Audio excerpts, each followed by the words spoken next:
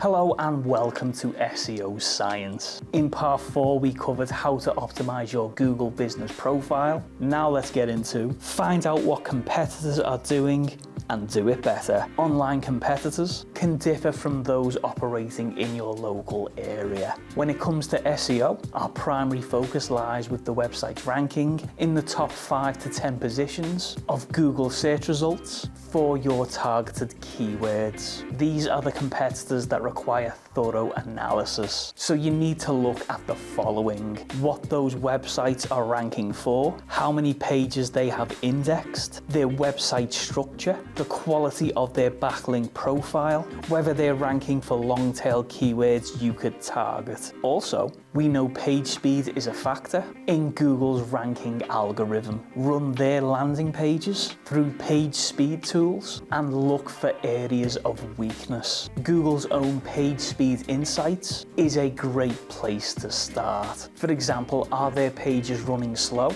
Are there keywords that they've missed? And are there keywords that they've missed that you can target?